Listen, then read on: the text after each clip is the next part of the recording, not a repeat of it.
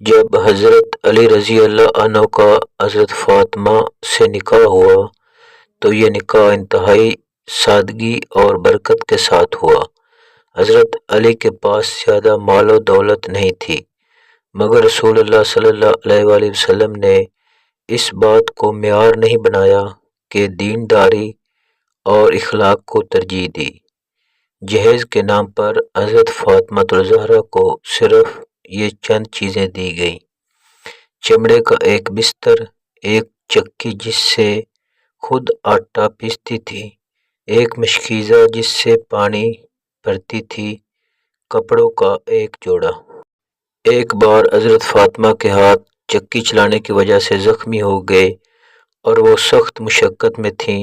حضرت علی رضی اللہ عنہ نے انہیں مشورہ دیا کہ رسول اللہ صلی اللہ علیہ وآلہ وسلم سے کوئی خادمہ یا غلام مانگ لیں تاکہ گھر کے کاموں میں آسانی ہو۔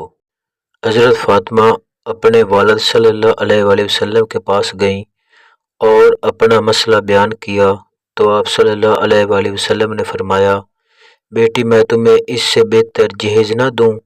پھر آپ صلی اللہ علیہ وآلہ وسلم نے انہیں یہ تسبیح سکھائی: 33 بار سبحان اللہ، 33 بار الحمدللہ، 34 بار اللہ اکبر، اور فرمایا یہ تمہارے لیے خادم سے بہتر ہے۔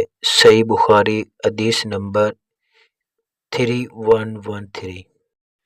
یہ سن کر حضرت فاطمہ الزہرا نے کسی بھی دنیاوی چیز کی خواہش کیے بغیر صبر کیا اور ہمیشہ اللہ کی رضا پر راضی رہیں۔ صحیح بخاری اور صحیح مسلم حدیث۔ ایک مرتبہ حضرت فاطمہ پرانی چادر اوڑھ کر رسول اللہ صلی اللہ علیہ وآلہ وسلم کے پاس گئیں۔ ایک صحابی نے کہا، یا رسول اللہ، اگر آپ اپنی بیٹی کو کوئی اچھا لباس دے دیں۔ رسول اللہ صلی اللہ علیہ وآلہ وسلم نے فرمایا، فاطمہ اس چیز کو پسند کرتی ہے جسے اللہ اور اس کے رسول پسند کرتے ہیں۔ حضرت فاطمہ رضی اللہ عنہ ہمیشہ سادہ لباس پہنتی تھیں، یہاں تک کہ ان کے کفن کے لیے بھی عام سا کپڑا تھا۔